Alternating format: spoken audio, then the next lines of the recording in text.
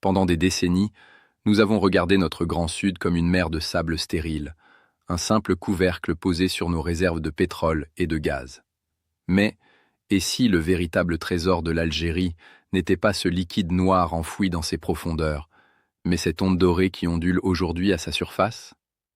En ce mois de mai 2026, une révolution silencieuse vient de briser un vieux complexe colonial. Le Sud algérien a officiellement atteint le cap de l'autosuffisance en blé dur. Avant de plonger au cœur de cette épopée qui redéfinit notre destin géopolitique, soutenez la souveraineté de notre pays. Cliquez sur le pouce bleu, abonnez-vous à Parole d'Algérien et partagez cette vidéo autour de vous. Pour faire vibrer l'algorithme et montrer la force de notre communauté, écris souveraineté en commentaire si tu crois au potentiel de notre terre. Il y a quelque chose de profondément sacré, presque mystique, dans le spectacle d'un champ de blé qui surgit du néant saharien, brisant la monotonie ocre du désert pour imposer une géométrie de vie là où l'on ne pensait trouver que le silence, la chaleur et l'immobilité. Lorsque le regard se pose sur ces cercles parfaits d'un vert éclatant qui virent progressivement à l'or sous le soleil implacable du sud, ce n'est pas seulement un exploit agronomique que l'on contemple, mais une véritable épiphanie nationale. Cultiver la terre ici, au cœur de cette immensité que d'aucuns qualifiaient jadis de stérile ou de simple réserve de sous-sol, ce n'est pas seulement pratiquer l'agriculture avec des outils modernes. C'est un acte de reconquête identitaire absolue, une profession de foi gravée dans le sable. C'est le passage brutal, conscient et nécessaire d'une économie de rente passive, où la richesse découlait de l'extraction aveugle du pétrole et du gaz, à une économie de bâtisseurs, où chaque grain de blé récolté est le fruit d'une volonté humaine acharnée, d'une sueur qui féconde la poussière. La rente a longtemps agi comme un anesthésiant pour l'esprit d'initiative, confinant la nation dans une dépendance psychologique vis-à-vis des fluctuations des marchés extérieurs. En tournant nos regards et nos efforts vers le travail de la terre, nous rompons ce sortilège pour embrasser un destin choisi. Pendant que le reste du monde s'agite nerveusement autour des fluctuations erratiques des cours du brut, scrutant les indices boursiers mondiaux comme si l'avenir des nations se résumait à des spéculations financières, les plaines de Timimoun, d'Ougraout et de Tinerkouk murmurent une autre vérité, beaucoup plus ancienne, universelle et infiniment plus solide. Elle rappelle à qui sait l'entendre que la véritable dignité d'un peuple ne se mesure pas au solde éphémère de ses exportations d'hydrocarbures, mais à sa capacité souveraine à dépendre de sa propre terre pour nourrir ses enfants, à ne plus soumettre sa politique nationale aux impératifs des fournisseurs extérieurs. Ce blé dur qui s'apprête à garnir nos tables, à nourrir nos familles à travers toutes les wilayas du pays sans jamais avoir traversé un seul océan, sans dépendre des humeurs des marchés internationaux, des crises logistiques ou des blocus maritimes, est le symbole éclatant d'un peuple qui cesse définitivement de consommer l'histoire écrite par d'autres pour recommencer à la produire de ses propres mains. Pendant des décennies, la sécurité alimentaire a été le talon d'Achille des pays en développement, une faille exploitée par les grandes puissances céréalières pour dicter leurs conditions et orienter les politiques mondiales. En brisant cette chaîne de dépendance spirituelle et matérielle, chaque épi qui mûrit sous le ciel saharien lève le voile sur un immense potentiel latent, une force tellurique et humaine qui attendait son heure depuis des générations. L'Algérie ne se contente plus de subir sa géographie ou de se reposer sur la chance géologique de ses gisements de gaz. Elle redéfinit son espace. Elle réinvente sa relation avec l'immensité de son territoire pour en faire le socle inébranlable d'une nouvelle puissance continentale. Ce miracle agricole n'est pas un accident de parcours ou une heureuse coïncidence météorologique, c'est le résultat d'une rupture épistémologique majeure. La terre n'est pas un simple stock de matières premières à liquider pour obtenir des devises. Elle est la matrice de notre liberté future, le lieu géométrique où se forge notre résilience collective. Jadis, l'histoire coloniale avait tenté de réduire cette partie du monde à un rôle de comptoir ou de réservoir secondaire. Aujourd'hui, l'agriculteur saharien efface ses stigmates en plantant les racines d'une indépendance concrète. Dans cette quête de souveraineté absolue, l'effort consenti dans le Sud devient une épopée humaine où chaque travailleur, chaque ingénieur, chaque pionnier du désert redécouvre la fierté de l'effort productif, la joie profonde de voir la vie jaillir de l'aridité par la seule force de l'intelligence et du travail. Nous sortons définitivement de l'illusion de l'abondance facile pour entrer de plein pied dans l'ère de la création de valeurs réelles, celles qui s'enracinent profondément dans le sol national et qui résistent aux tempêtes de la mondialisation économique. Ce n'est plus l'Algérie qui mendie sa subsistance aux portes des grands exportateurs mondiaux, ce n'est plus cette nation vulnérable aux pressions extérieures et au chantage géopolitique, c'est l'Algérie qui dompte son climat, qui apprivoise l'aridité extrême et qui transforme les contraintes de son environnement en autant de victoires stratégiques majeures. Cette métamorphose philosophique, économique et culturelle, qui bouleverse les structures mêmes de notre société et de nos représentations collectives, exige bien plus que de la simple patience, de la bonne volonté ou de l'optimisme passif. Elle réclame une discipline de fer, une organisation rigoureuse et surtout, l'appropriation sans complexe des armes les plus avancées de la science et de la haute technologie. Le désert ne pardonne pas l'approximation, il rejette la médiocrité et l'amateurisme. Chaque hectare gagné sur le sable nécessite une ingénierie de précision capable de transformer l'impossible en une routine quotidienne, de calculer chaque goutte d'eau, chaque nutriment, avec une exactitude mathématique. Pour que l'or vert supplante définitivement l'or noir dans l'esprit des Algériens, et devienne le moteur de notre fierté, il a fallu déployer une intelligence collective sans précédent. Un investissement intellectuel et matériel, où l'esprit humain s'allie aux machines les plus sophistiquées pour réécrire les lois de la nature et imposer un nouvel ordre productif. Les pionniers qui arpentent ces terres nouvelles savent que chaque pas en avant est une victoire de la volonté sur la fatalité, une démonstration que l'avenir de la nation se joue désormais dans la maîtrise absolue des outils de production modernes. Cette dynamique de transformation à grande échelle commence à peine à révéler sa véritable puissance de frappe, ouvrant la voie à une restructuration complète des paysages et des méthodes de travail, où la technologie de pointe devient le prolongement naturel de la main de l'homme pour relever les défis de demain. Sur le terrain, là où le sable lèche les roues des géants d'acier, la poésie contemplative cède brutalement la place à une rigueur industrielle millimétrée, à un ballet de métal et d'algorithmes où l'erreur n'a tout simplement pas sa place. La campagne de moisson de mai 2026 ne se déroule pas au rythme nonchalant des saisons d'autrefois. Elle s'apparente désormais à une véritable opération militaire de haute précision, planifiée, coordonnée et exécutée avec une efficacité chirurgicale. Pour cette bataille de la souveraineté céréalière, l'État a déployé une armada technologique sans précédent à l'échelle du continent africain. Plus de 1200 moissonneuses-batteuses de dernière génération, de véritables monstres d'ingénierie, connectés en temps réel au centre de commandement agricole, sillonnent les étendues dorées du pays. Ces machines, dont une flotte stratégique de 300 unités, a été fournie par le groupe public Agrodiv, sont équipées de systèmes de guidage par satellite GPS et de technologies de correction de trajectoire automatisées.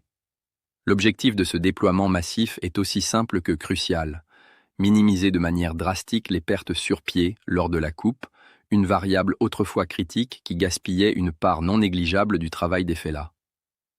Dans l'enfer thermique du Sahara, où la chaleur extrême accélère brutalement la maturation de l'épi et rend la tige cassante en l'espace de quelques heures, la rapidité et la précision d'intervention deviennent une question de sécurité nationale. Les machines ne s'arrêtent jamais, luttant contre le temps, les tempêtes de sable potentielles et les canicules précoces, transformant la récolte en une science exacte où chaque minute est optimisée par des algorithmes de trajectoire pour économiser le carburant et maximiser le rendement horaire. À l'échelle locale, la wilaya de Timimoun est devenue le laboratoire à ciel ouvert de cette démonstration de force agronomique.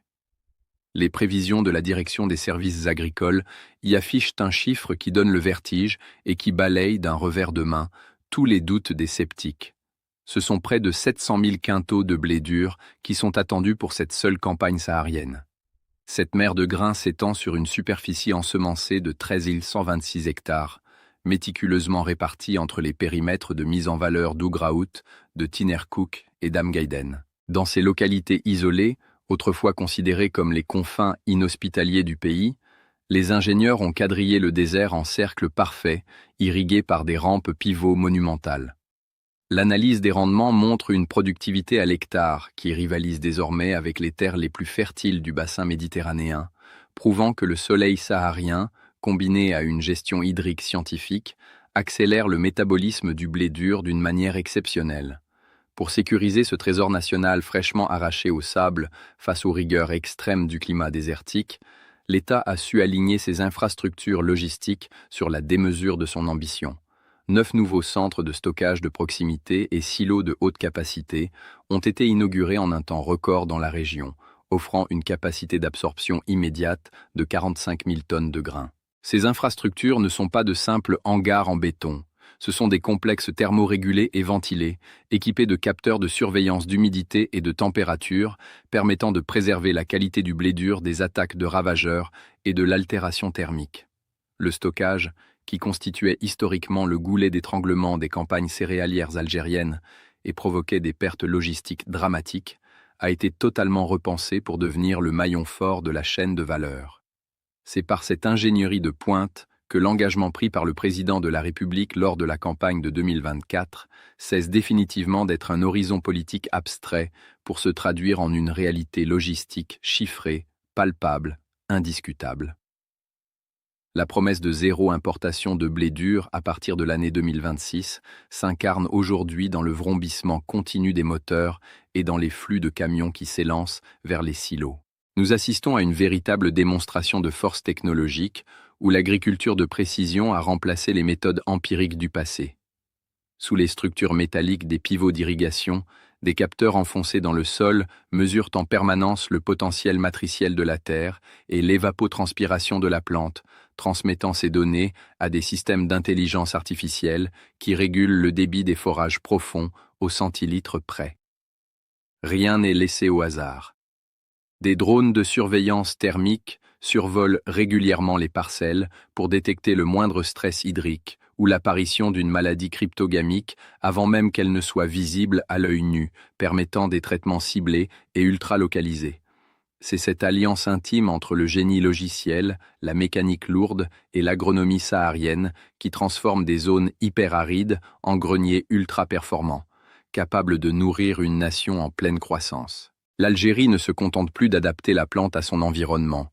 Elle utilise la technologie pour créer un microclimat de productivité optimale au milieu du désert, inversant les paradigmes de la géographie agricole mondiale. Chaque décision technique prise sur ces exploitations est guidée par l'analyse prédictive des données climatiques et satellitaires.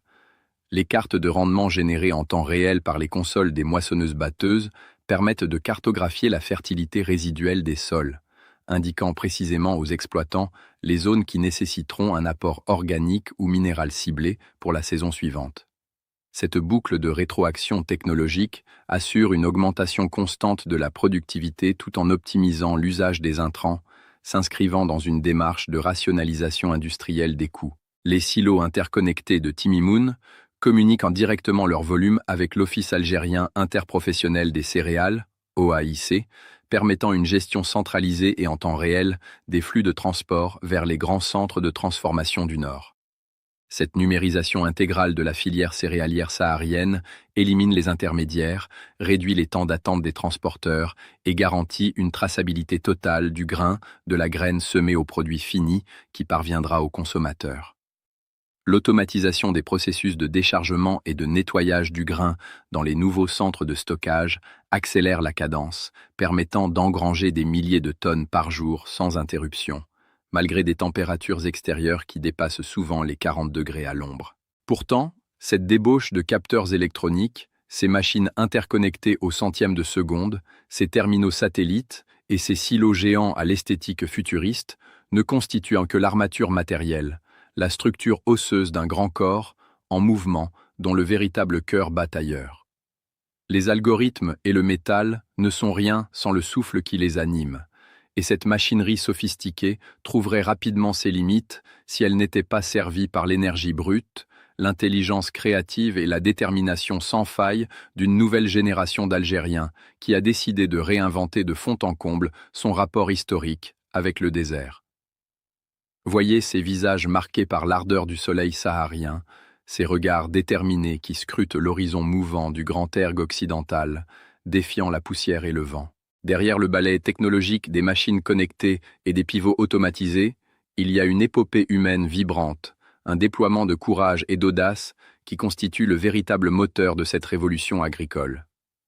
Ce sont de jeunes ingénieurs agronomes, fraîchement diplômés des grandes universités du Nord, qui ont choisi de tourner le dos au confort prévisible et à la douceur des plaines côtières pour venir planter les jalons de notre avenir en plein cœur du désert. Aux côtés de ces scientifiques de la Terre, des investisseurs audacieux engagent leurs capitaux non plus dans l'immobilier ou le commerce d'importation facile, mais dans le sol ingrat du Sahara, transformant le risque financier en un acte de foi patriotique. Et que dire de ces conducteurs d'engins, de ces techniciens de maintenance qui passent des journées entières enfermés dans des cabines de moissonneuses, affrontant des canicules précoces et des vents de sable aveuglants pour s'assurer que pas un seul grain de ce blé sacré ne soit abandonné au désert. Ils sont, sans conteste, les nouveaux visages de la résistance économique de l'Algérie, les soldats de l'ombre d'une guerre invisible mais décisive, celle de la souveraineté. En choisissant d'apprivoiser cette immensité que d'anciens paradigmes condamnaient à la stérilité, cette jeunesse pionnière est en train de réécrire le contrat social et spatial qui lie l'Algérien à son territoire. Le désert n'est plus une barrière, il n'est plus un vide à fuir, il devient le point de ralliement de ceux qui croient que la grandeur d'une nation se bâtit par la conquête de ses propres marges géographiques. Cette reconquête humaine transforme la psychologie collective, instillant l'idée que le travail acharné et l'intelligence appliquée peuvent plier la nature aux ambitions d'un peuple résolu à s'émanciper des tutelles économiques mondiales. Mais pour que cette épopée humaine s'inscrive dans la durée et devienne un monument éternel de notre histoire contemporaine, le géant algérien qui se lève aujourd'hui doit avoir le courage de regarder ses propres vérités en face, sans complaisance ni triomphalisme aveugle. L'atteinte de l'autosuffisance en blé dur en ce mois de mai 2026 est une victoire historique, un jalon qui prouve la justesse des choix stratégiques récents, mais elle met également en relief la complexité de l'équation céréalière globale. Si le blé dur, base de notre alimentation traditionnelle à travers le couscous, les pâtes et la semoule, est désormais conquis par la grâce de l'agriculture saharienne, le blé tendre, celui qui alimente nos boulangeries et fournit la farine de notre pain quotidien, demeure le grand défi de demain. Cette céréale, historiquement plus exigeante en humidité et moins tolérante aux amplitudes thermiques extrêmes du Sahara, continue de peser lourdement sur notre balance commerciale, nous contraignant à maintenir des flux d'importation massifs depuis les marchés extérieurs. Tant que la recherche scientifique nationale et les techniques d'acclimatation n'auront pas trouvé la clé d'une production locale et massive de blé tendre sous des latitudes arides, la facture céréalière globale ne diminuera que de manière modérée. C'est là une réalité technique que les bâtisseurs du Sud ne cherchent pas à éluder, mais qu'ils abordent au contraire comme la prochaine frontière à franchir, le prochain bastion de la dépendance économique à faire tomber par la force de l'innovation et de la persévérance agronomique.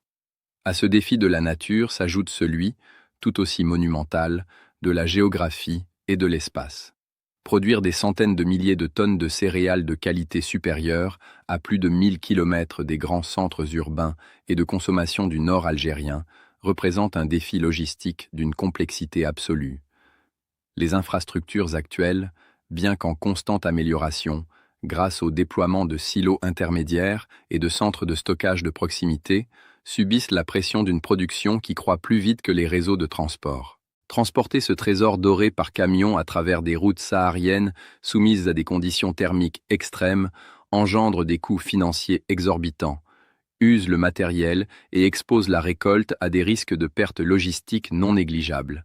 Cette réalité nous impose, de manière urgente et impérative, de repenser intégralement notre architecture des transports en accélérant de manière décisive le développement du réseau ferroviaire saharien. Le rail doit devenir l'artère vitale de cette Algérie agricole, le cordon ombilical capable d'unir la puissance productrice des oasis modernes de Timimoun et d'Adrar à la densité démographique des métropoles de la côte.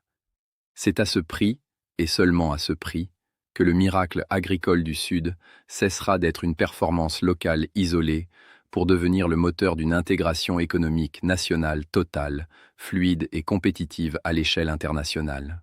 Plus crucial encore, et touchant au fondement même de notre responsabilité éthique et philosophique envers la Terre, se pose la question de la ressource hydrique.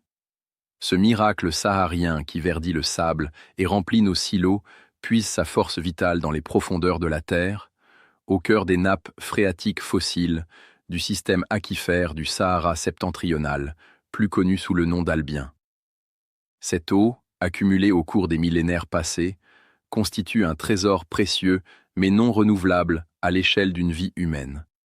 Chaque forage profond, chaque pivot d'irrigation qui tourne jour et nuit est un prélèvement direct sur un capital naturel fini. La surexploitation de ces réserves, pour étendre indéfiniment les surfaces de blé dur, porterait en elle les germes d'une crise environnementale irréversible pour les générations futures. Les pouvoirs publics et les scientifiques en ont pleinement conscience. La promesse de souveraineté ne peut pas se construire sur le sacrifice à long terme de nos ressources les plus vitales. C'est pourquoi cette transition vers une Algérie puissance agricole mondiale exige désormais une sagesse absolue dans la gestion de l'eau, un passage immédiat et sans concession à des technologies d'irrigation ultra-économes.